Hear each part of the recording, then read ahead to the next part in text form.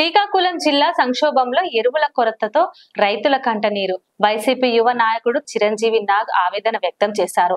కూటమి సర్కార్ పాలనలో వ్యవసాయ రంగం తీవ్ర సంక్షోభంలో నెట్టబడిందని వైసీపీ యువ నాయకులు చిరంజీవి నాగ్ అన్నారు. ఆదివారం అమదల వలసలో తన స్వగృహంలో నిర్వహించిన మీడియా సమావేశంలో ఆయన మాట్లాడారు. గత వైసీపీ పరిపాలనలో ఖరీఫ్ సీజన్ ప్రారంభానికి ముందే సాగు అవసరమయ్యే చర్యలకు రాష్ట్ర ప్రభుత్వం కట్టుదిట్టంగా తీసుకునేది అన్నారు. ఖరీఫ్ సీజన్ ప్రారంభం అయ్యేసరికి రైతులతో ఈకేవైసీ తీసుకొని రైతులకు అవసరమయ్యే సేవలను విస్తృతంగా అందుబాటులోకి తీసుకురావటం జరిగిందన్నారు. సాగుకు అవసరమయ్యే కనీస ఖర్చులను రైతు భరోసా పథకంలో భాగంగా నగదును జమ చేయడం జరిగేది అన్నారు. సకాలంలో రైతులకు భరోసా కేంద్రాల ద్వారా నాణ్యతతో కూడిన విత్తనాలు, ఎరువులు అందించిన విషయాన్ని గుర్తు చేశారు. వ్యవసాయ సాగును రైతులకు పండుగగా జరుపుకునేవారని వారన్నారు. ఇప్పుడు ఆ పరిస్థితులు లేవన్నారు.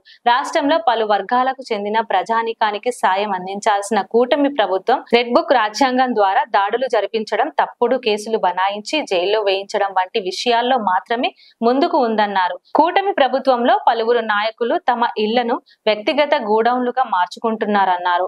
ఇటువంటి చర్యలు మూలంగా కృత్రిమ ఎరువులు కొరత సృష్టించి వ్యవసాయ సాగును సంక్షోభంలో నెడుతుందన్నారు.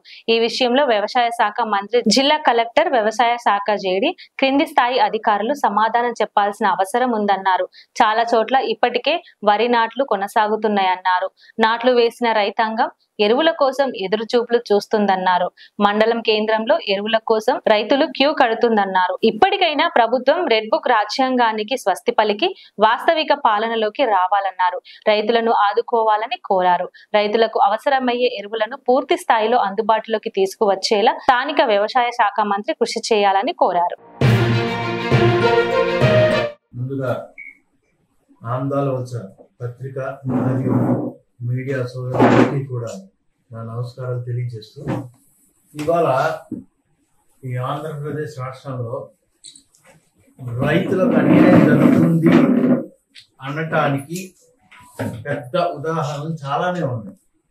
ఎందుకనంటే గత హయాంలో ఖరీఫ్ సీజన్ ముందే రైతు భరోసా అన్నది మేము చెప్పినటువంటి విధంగా ప్రతి ఏటా కూడా తూచా తప్పకుండా రైతు భరోసా అన్నది కార్యక్రమం ద్వారా పంట పెట్టుబడి సహాయం కింద ఎంతో కొంత అన్నది మేము ఇవ్వడం జరిగింది.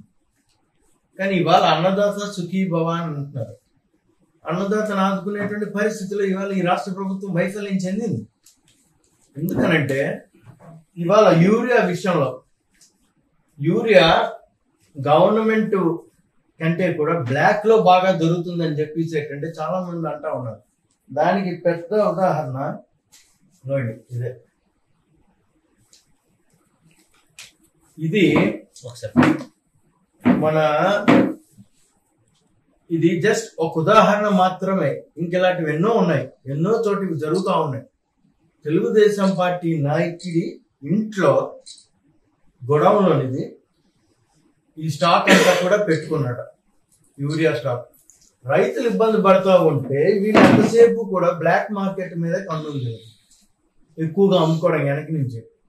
అక్కడ దల్లిపేట పంచాయతీలో అందరికీ కూడా ఆ యూరియా వస్తే ఆ యూరియా ఏంటంటే ఆయన గొడవలో పెట్టుకొని, తెలుగుదేశం పార్టీ నాయకుడు గొడవలో పెట్టుకొని అక్కడికి వస్తేనే ఇస్తారట, లేకపోతే ఇవ్వరట.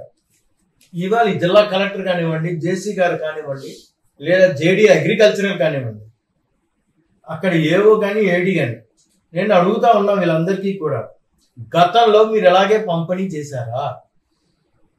గతంలో యూరియా బ్లాక్ మార్కెట్కి వెళ్ళిందా? గతంలో రైతుకు సంబంధించినటువంటి ప్రతి ఒక్క విషయంలో కూడా తప్పటడుగు జరిగిందా? లేదు కదా. ఇవాళ యూరియా అంతగా రైతులు ఇబ్బంది పడుతూ ఉన్నారు స్వామి. అవి పట్టవా? ఇవాళ రైతుల కోసం రైతులు చాలా ఇబ్బంది పడుతున్నారు. అసలు రైతుకి రాజకీయ పార్టీలు ఏంటంటే, రైతు అనేవాడికి రాజకీయ పార్టీలు ఎందుకు? యూరియా అన్నది వైసీపీ కానీ టీడీపీ కానీ లేదు, అలా చూడరు కదా. యూరియా రైతుకు అందించే కార్యక్రమం చేస్తా ఉన్నారు. మేము మా గవర్నమెంట్లో మా హయాంలో, ఇవాళ నేను చెప్తా ఉన్నా, మా హయాంలో ఈకేవైసీ చెయ్యించి మరి ఒక పరిధిలో ఉండేటువంటి రైతు భరోసా కేంద్రానికి ఆ ఎరువులు ఎంతైతే అవసరమో గవర్నమెంట్ ఆన్ టైంలో తీసుకొని వచ్చి ఇచ్చింది. అక్కడి నుంచి రైతు అనేవాడు తీసుకొని ఏంటంటే వాడు పంట పండించుకునేవాడు. అలాగే ఆ పంట పండిన విత్తనాలు కానీ ఎరువులు కానీ పంట పండించిన తర్వాత ఆ పంటను కూడా రైతు భరోసా కేంద్రానికి అప్పచెప్పేవారు కదా. ఇలా జరగలేదా? ఈ మాదిరిగానే జరిగింది కదా. ఇవాళ రైతు అన్నవాడు రోడ్డు ఎక్కి హలో లక్షణం నేడుస్తుంటే పట్టించుకునే నాదుడు లేడండి. ఇవాళ ఇటువంటి సమస్యలు వదిలేసి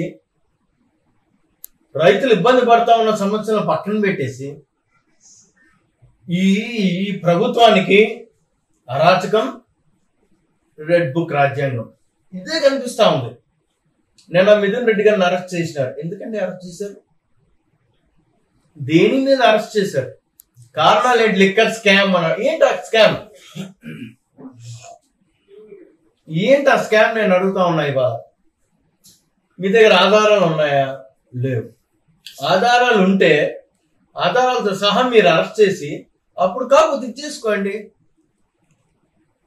స్కామ్ అంటున్నారు, ఇది అంటున్నారు. మరి ఈ ఎరువుల సంగతి ఏంటండి? ఇది స్కామ్ కాదా? దీనిని స్కామ్ అని ఎవరు అనరా? చాలా పెద్ద స్కామ్ ఇది. మరి ఈ రాష్ట్రంలో తెలుగుదేశం పార్టీ నాయకులందరూ చేస్తున్నటువంటి పెద్ద లూటి. రైతుల కోసం వచ్చినటువంటి ఎరువుల్ని మీరేంటంటే నేతలు, ఈ తెలుగుదేశం పార్టీ నేతలు బ్లాక్ మార్కెట్ లో అమ్ముకునేటువంటి దౌర్భాగ్య పరిస్థితికి ఈ రాష్ట్రం వచ్చింది. దీన్ని స్కామ్ అని అనరా? ఇవాళ తెలుగుదేశం పార్టీ నాయకులు నేను అడుగుతా ఉన్నాను. వేదికలెక్కి రైతుల పట్ల కానీ లేదంటే నికాసైన వ్యక్తులు కొంతమంది మాట్లాడుతూ ఉన్నారు. వేదికలెక్కి మరి రైతులకు అన్యాయం చేయం, రైతన్న వాడికి పక్షపాత ధోరణి ఉండదు అని చెప్పినటువంటి పెద్ద మనుషులు ఇవాళ ఏమైనారు? ఇవాళ ఏమైనారండి? ఏమంటే సుపరిపాలన అంటున్నారు. ఏం సుపరిపాలన? అరెస్టులు చేయడం సుపరిపాలన? లేని స్కామ్ని సృష్టించడం సుపరిపాలన? లేదు అని అనుకుంటే రోజా గారి మీద అసభ్యకరంగా మాట్లాడించడం, లేనిపోనివన్నీ కూడా సోషల్ మీడియాలో ప్రచురించడం సుపరిపాలన?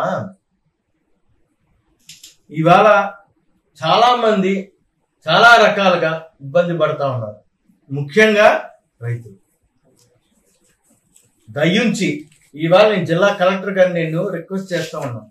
ఈ విషయం మీద మీరు త్వరితగతిన పరిష్కారం మీరు తీసుకోకపోతే, దీని మీద మీరు దృష్టి పెట్టకపోతే ఖచ్చితంగా వైఎస్ఆర్ కాంగ్రెస్ పార్టీ ఇవాళ నిలదీస్తుంది, రోడ్డు ఎక్కుతుంది, కలెక్టరేట్ ముట్టడించడం కూడా జరుగుతుంది. లైక్ చేయండి, షేర్ చేయండి, సబ్స్క్రైబ్ చేయండి. మరిన్ని వీడియోల కోసం బెల్ సింబల్ పై క్లిక్ చేయండి.